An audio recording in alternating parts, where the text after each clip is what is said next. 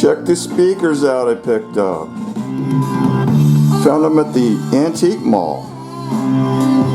And I really needed something to boost the high frequencies of my old Kenwoods. So I can't really afford to get new speakers right now. So I picked these up for like 40 bucks for a pair, and man, they work great. They're made by Linium, and they were marketed to Radio Shack in 1995. These were top of the line. They're Optimus Pro LX5s, and they have not your normal kind of tweeter at the top. They're bi-directional, so you get sound coming out of the front as well as the rear. And there's like a diaphragm that's wrapped around the outer portion of the tweeter. So I mean, it's real technical. I can't explain how it works, but all I know is it sounds awesome. So I'm really happy with these. So yeah, the original list price on these things was $300 back in '95. So wow, they really did the trick for me. So pretty pleased. All right, let's get going with the record showing. You are used to it. You must admit frankly and honestly that something is very wrong. Hey VC, what's going on? Thanks for stopping by. Got that stack of wax I promised to show today. And yeah, I got the day off, so I figured, you know what, I better knock it out. So I got some golden oldies to show. So yeah, what's on the turntable? The last album by Bondwater, and this is a recent find. And it's the big sellout, 1992, original pressing. And they were definitely psychedelic, so any Bondwater out there in the wild is rare as hen's teeth, so I was glad to get that. Okay, let's get going. Nice copy of the first Fugs album, recorded in 1965. And this is the first issue on the ESP label. Originally it was on the Broadside label, and I've never even seen a copy of that. But nice, pretty clean copy and original shrink wrap, so pleased as punch to get this. And it's got solid white labels, which I don't think are promotional. So yeah, when this album was originally released in '65, it has some questionable lyrics. Dropped the F-bomb a couple of times, and repeatedly said the word shit. You know, even just crazy stuff. But yeah, these guys they're basically known as the very first underground rock band, so pretty amazing. So when this album was originally released, they had censored one of the F-bombs off of Supergirl.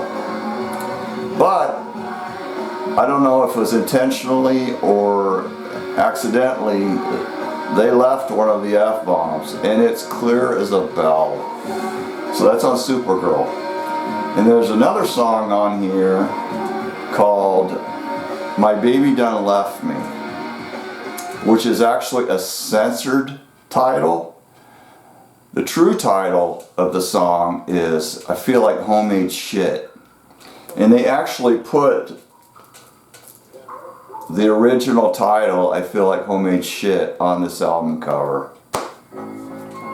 Whereas on the original Broadside cover, it did not have that title.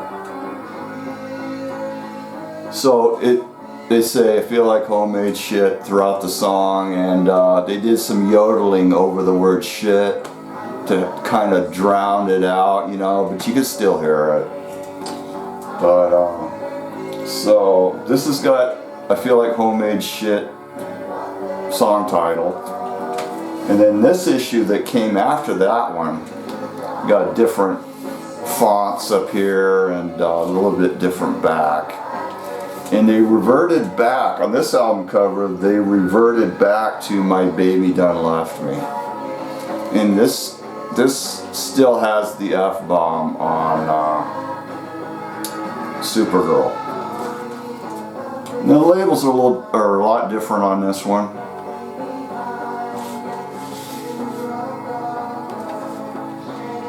But a lot of they recorded a lot of stuff during this time frame in '65, and a lot of it got put out on later Fugs albums like Virgin Fugs and Fugs 4. This next one is the first album by Ultimate Spinach. Now I have a really nice copy of this, but the reason I went for this is it's a white label promo.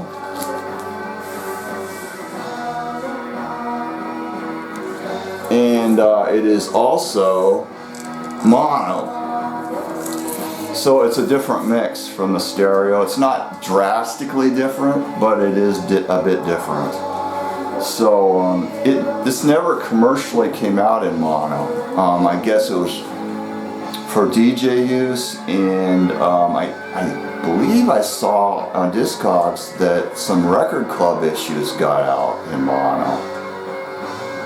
But it sounded really good in mono, and like I said, not that different from stereo, but it's got that ballsy mono sound that a lot of people like. This is the second album by the band Family, and Family records in the US, especially the earlier ones, are a bit difficult to come across because the band just didn't break here. They sold very mediocre record sales. But the reason I got this, I had a UK copy, but the reason I got this was poster. And I love posters that come in album covers. So I had to get it. It's a really cool poster too. It's got the band standing around the models that were used on the album cover.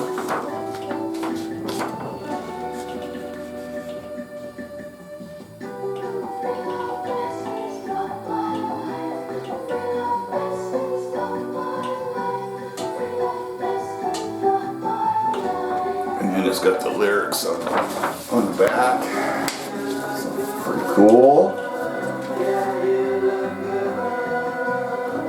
Second album, 1969. Pink Floyd, Adam Hart Mother. This is a US copy with the moderately difficult to locate decal on the cover. Now when this album first came out, I believe the decals were on the shrink. Then there for a while they were actually putting the decals on the cover, and eventually they would just print the title on the album cover. So this was a cool find. This is a Monarch pressing from Los Angeles.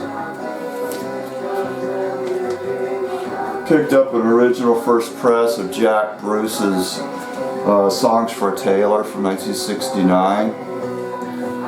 And a pretty nice cover for being UK. Got a nice deal on this one, so pretty pleased.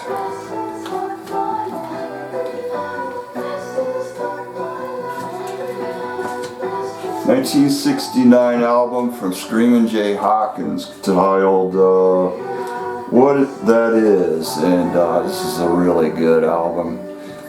Some of the tracks are a lot stronger than others, but they're overall very cool. And it's got the infamous Constipation Blues. So I picked this up at Half Price Books for $10. Pretty nice shape, and it is a white label promo. Now I did have paint up here, which is why they priced it so moderately, but I was able to remove it. It was like latex house paint, and I just took a razor blade and scraped it off. It took me about an hour to do it, but I got it off. Third album by Cactus, Restrictions, and this is a white label promo copy. Really nice, clean cover. There's some killer tracks on this album, well worth getting. Now this last one I'm going to show is what was playing when I was showing my speaker, and it's by a band called Frumpy. They were a German progressive krautrock band. This is their an original copy from 1971, German pressing, and it's got the flimsy paper cover. It actually opens up into 6 panels. Each panel has a band member, and it's like connected like right here, like an inch hinge, and they're very fragile. A lot of times they break apart, so I didn't even really want to open this thing up totally, but it is complete. It's totally intact and nice condition, so I was really thrilled to come across that in the store. And this is the vinyl. When this album was originally released in '71, some copies got out in black vinyl, and then they did some colored vinyl immediately thereafter. Some are green splatter and some are blue splatter. I got the green, of course, and I'm glad I did, because I really like the green the best. So it sounded pretty damn good too. So it's on the Philips label. And this is the original bag that the album was sold in.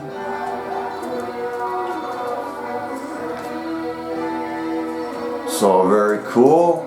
These bring a lot of money, and I got a smoking deal on it. I just could not believe I got it for like a third of the value. So I was really happy. So this is their best album. They only had 3 studio albums, and this is the second one and the best one. So really happy to get it. Female singer. She sounds anything but feminine, but when you listen to her, you know, you can tell she is a female. But yeah, so that's going to do it for the showing. Everybody take care, and I shall see you in the future. Welcome to all my new subscribers. I know you come over recently from Cosmic Brian's channel, and the guy's great. I mean, he did a shout out for me again. I mean, it wasn't the first time. And he's such an awesome guy. So check out Cosmic Vinyl, and say hello to Brian, and everybody take care, and I shall see you in the future.